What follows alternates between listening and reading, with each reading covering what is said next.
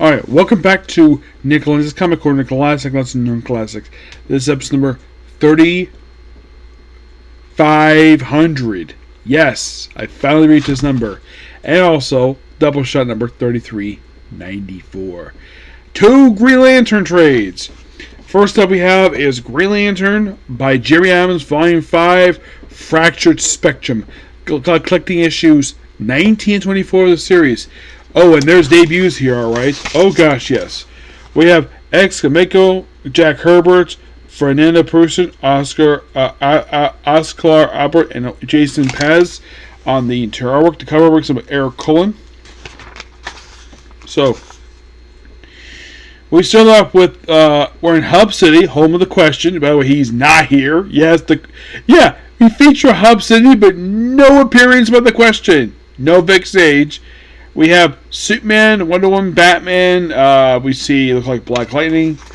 As for where Aquaman is, but apparently he's just dealing with stuff in his own book, which good to him for good on Jerry Adams basically bringing that up because he writes the book. And Hal shows up, and then of course they wrap it all up, and then of course basically he asks Carol on a date, which.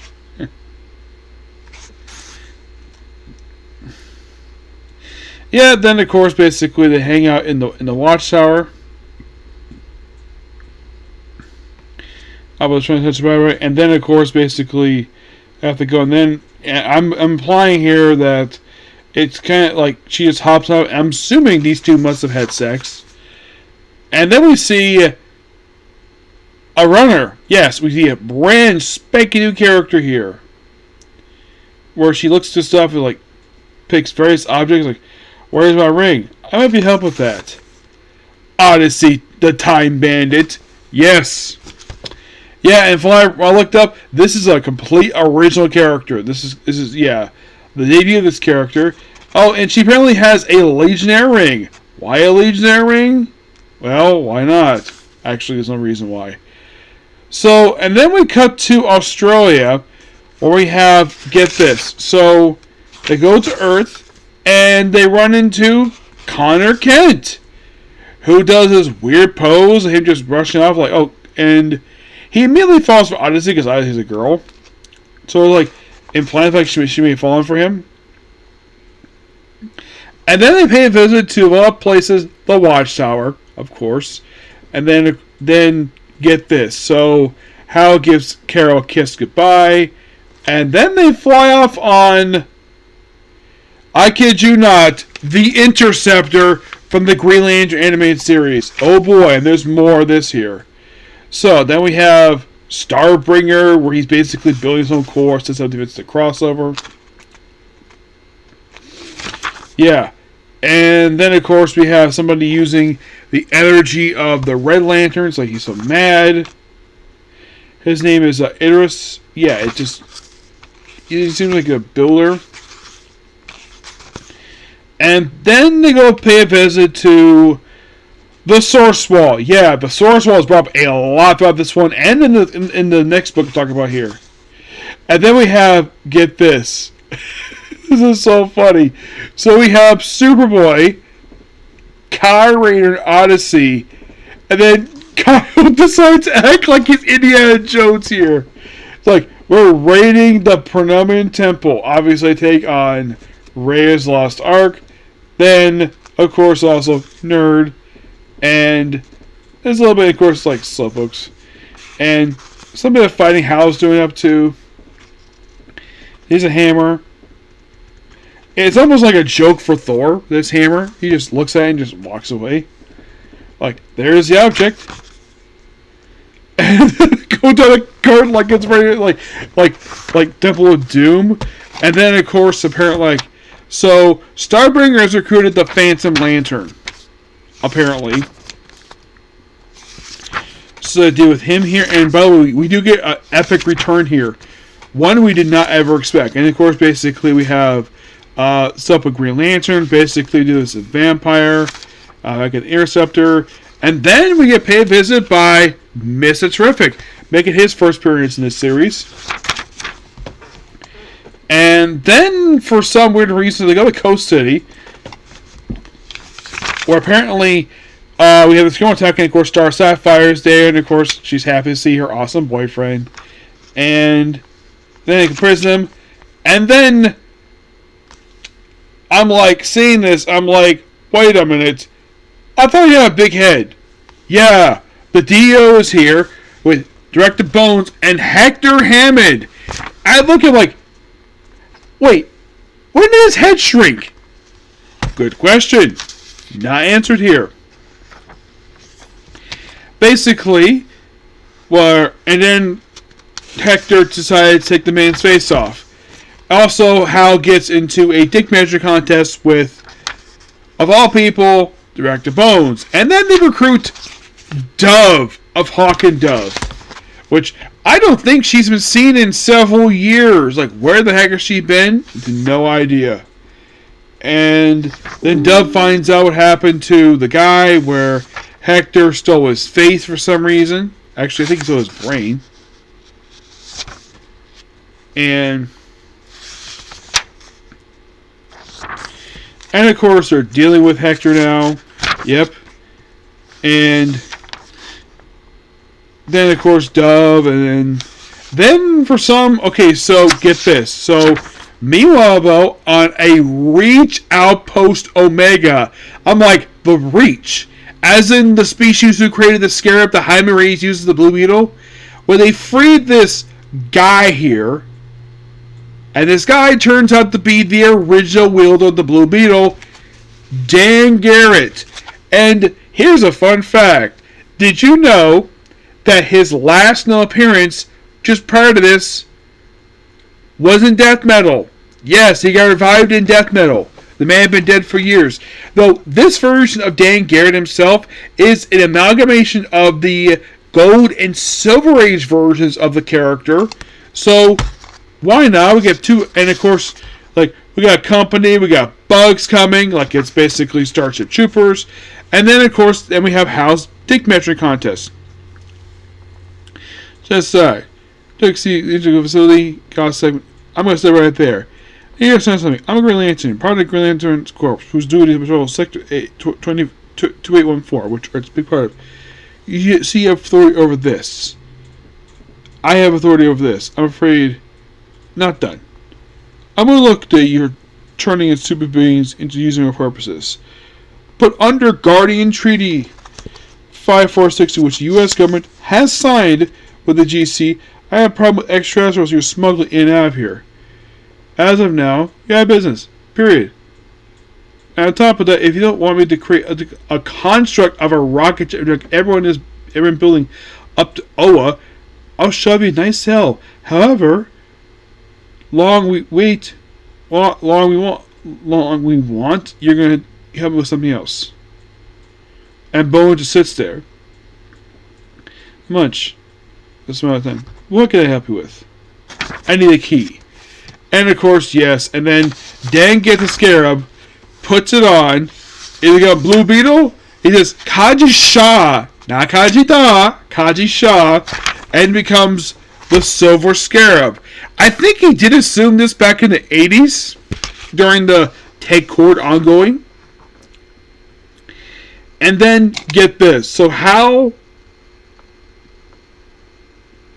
teams up with two characters that you think, why in the world are they in the Green Lantern book? The Phantom Stranger and Azazel. And they visit St. Patrick's, where they go inside. By the way, love the artwork here.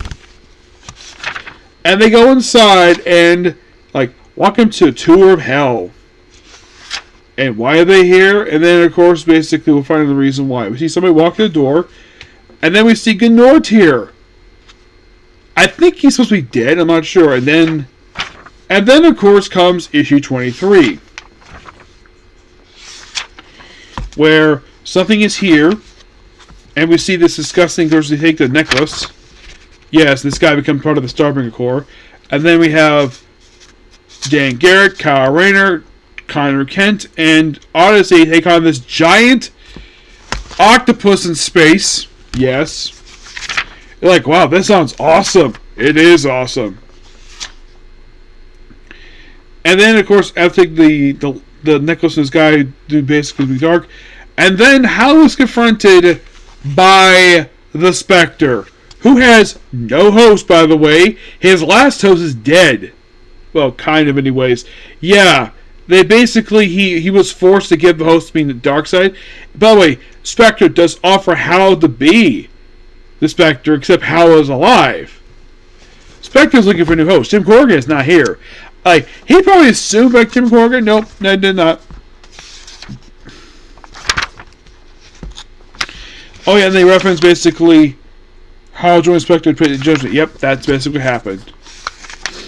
So the whole thing we ignored here, and then of course Corrigan who was like not interested, and then they fight, and of course they go over the place, and then Starbreaker recruits the guy, and then of course then we have the Interceptor in space. They drop some people off. Of course they go to this. Looks like an abandoned outpost because the place is like cracking. So they go inside. What do they find? Well, then they're Hal and Guy, and of course they visit the guy who's basically. And so Kyle and his group find the frickin' Manhunters. Yes, the very robots that were the predecessors of the Green Lantern Corps, and also whose look inspired Mark Shaw to be a Manhunter. As a matter of fact, his first look was actually Manhunters. Actually, also, the Manhunters in the original Mark Shaw story was basically the things that the Manhunter cult was worshipping. These robots. Yes. And this up experimenting, and of course they break up and yeah. And then the book ends with the comic book debut of Ava. Though Ava did technically appear in three Flashpoint, though she was an AI, but this is the first appearance of the one based upon from the show. You're like, Ava's here. Interesting. I give this book a 10 out of 10. But we're not done with Green Lanterns yet. Oh no. Next up we have is the really big crossover. Green Lantern / Green Lantern Corps. The Starbringer Supremacy, which collects Green Lantern. I'm trying to think if this actually is. I think it's his volume 6 issues 25 to 27, and Green Lantern Corps volume 4 issues 7 through 9. Yes, a 6-part story. Jeremy Adams, which I did read. Apparently, he was the co-writer of Green Lantern Corps. After this crossover, he stops being the co-writer with Morgan Hampton, but he does write pretty much everything here with Morgan Hampton. With Esmeril, V. Cam Morton, Fernanda Pizarro, Oscar Alberts, Unreal Da Benito, and Daniel Hickoris. X-Men is the cover over here. There's ours in the interior. So, we're starting with the Green Lantern issue 25. So, the Guardians are seeing this weird stuff happening here. By the way, in this crossover, they experience a Robert Venditti story that I did not suspect Jeremy Adams would ever even reference the story, given the fact that a lot of weird stuff happened after that story ended. But we'll get to that. If I'm even Venditti, I'll probably get a chance to ask about this. So, and then we have the whole thing with Elliot. This actually is a plot thread left over from the Green Lantern War Journal series, which of course. So everybody's all here, and then of course is all bringing those Starbringer, and the whole thing with the sapphires, and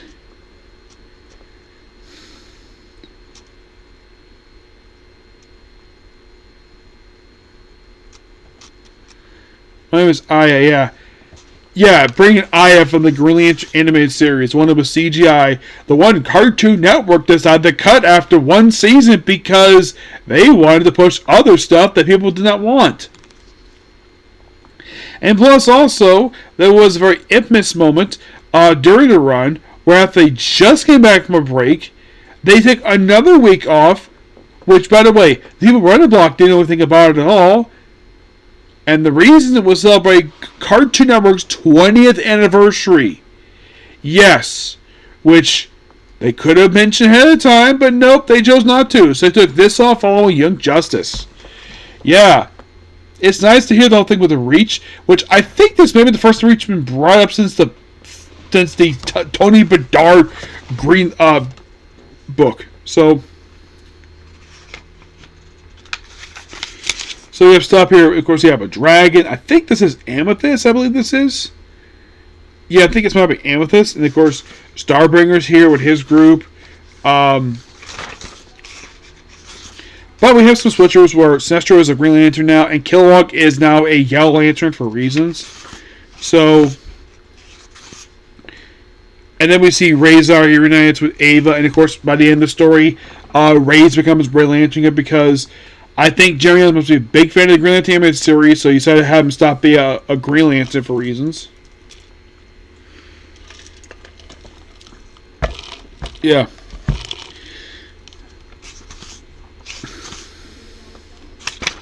Yeah, so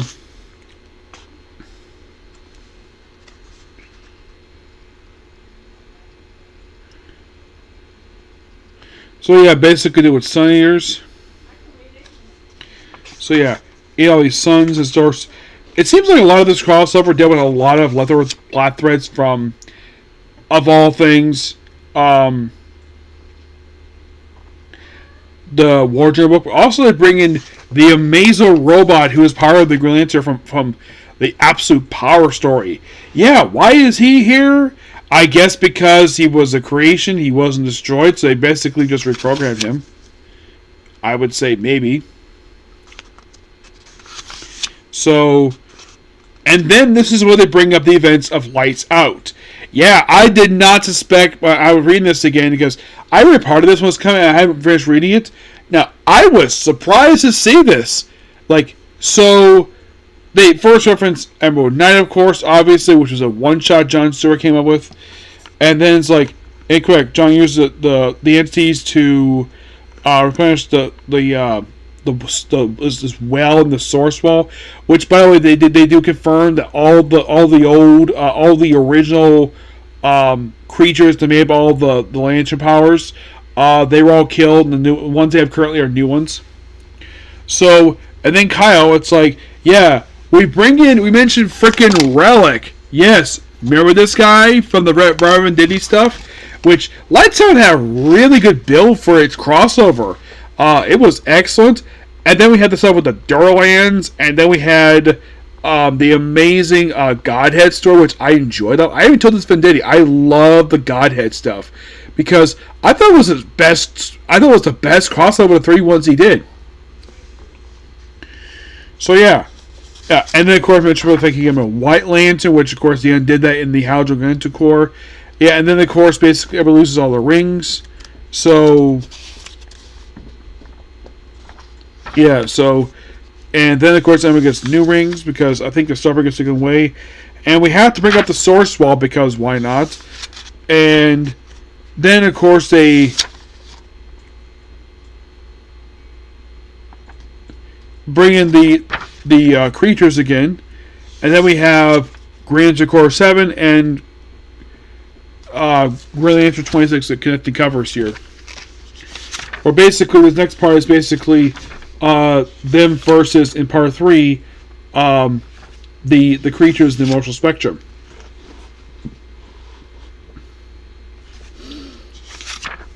So after chatting with them, and then Kyle once again becomes a White Lantern, which is the first time he's done this since 2018. Yeah, after he gave it up. Apparently he gave up the power to restore all the Lantern power to their proper glory.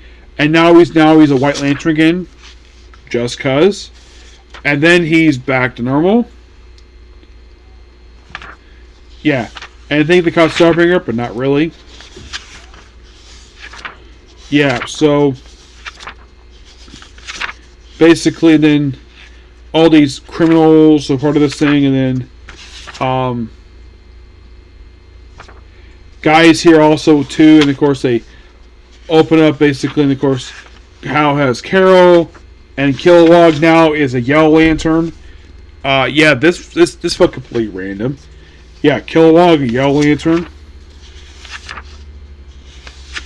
And then we're not done. And then for Teen Lantern, her gauntlet gets stolen. Yeah, she had Crow's gauntlet. And then for some weird reason, not really sure the reason for this, apparently by the next page, oh, who took it? Simon Baz! Yes, Simon took it, and then she gets it back by it. It's really weird with the whole... It's like this whole crossover is like let's just take in everything that happened, of course, of course, several years. Let's just continue that here. And then we see everyone's got their powers back on now after they're turned off for reasons. So then Jon Stewart makes the plea to ever get their powers back. And then, of course, then the whole thing with Young Justice. They mentioned that book. Yeah, Bendis is Young Justice. And then Kuroda's Gauntlet, which Dale mentioned the fact that Hal had this first in the continuity before after Kuroda. And then it was T. Lance, and now Simon's got it. So he talks to various people in these science cells. Which, by the way, Lard Fleas is here. Atrocitus. Believe it or not, the leader of I think that's Despero, I think it is. Various people, including Kanjuro. Yeah, I didn't suspect him. So Ember gets the powers back, and John has to offer his life up, and apparently he doesn't want to hear the fact that Teen Lantern's gauntlets was stolen. And then he offers up his life to restore all these lanterns. And Ever gets the powers back. Yep. The Red Lanterns are back. Everybody's all back normal. Oh yeah, and also Ellie, who's a construct, becomes a member of the Green Lantern Corps. Yes, she does. And then, of course, Interceptor goes to Oa. Yes, she goes to Oa. Well, the Interceptor goes to Oa. And then, of course, the Starbreaker Corps. Here we have a massive brawl between all the Lantern Corps, except for the Black and White Lantern, because that thing is no White Lantern Corps. Basically, we have green, red, yellow, blue, violet. Pretty much all the active corps all have a massive brawl with a Starbreaker Corps. And then, looking for a new host because one member of the Red Lantern gets killed. So Razor gets back the Red Lantern ring and he starts killing them again. I'm thinking the reason why they did this just cause. And now, by the way, Ellie doesn't join the Green Lantern Corps. She joins the Blue Lantern Corps. You know, Hope. And they basically bash him. And of course, then Hal becomes a new host of Kuroda once again. Or actually thinks it was mine. And of course, he gets his memories back. Apparently, they're taken away for some reason. We briefly see Bleeze and the Atrocitus. Yeah. So apparently, at some point, they captured the Red Lantern Corps, and now they're basically back. So the whole thing with Sun Eaters, and then supposedly they're all beaten. Yeah, apparently I think it's over that quickly. And then they go to the Dark Sector, where apparently now we find Jon Stewart, he's alive with his wife. You know, the one who Carol Ferris killed off at Summers 601. I gotta admit, this crossover was amazing. Really good. Kind of a bit of a quick ending. I guess my guess they probably played a little bit longer. But my guess is they probably weren't getting enough time, so I guess 6 parts was fine. But for the first crossover, other than this new era for Green Lantern, amazing. Absolutely amazing. I give this book a 10 out of 10. Absolutely really, really good. Okay, so that's pretty much it for the video. Please be sure to like, comment, subscribe, to notifications. Well, probably going to have dinner soon, and when I get back, I'm going to go car practice. Watch Tokiyaki. Okay, next video. Bye.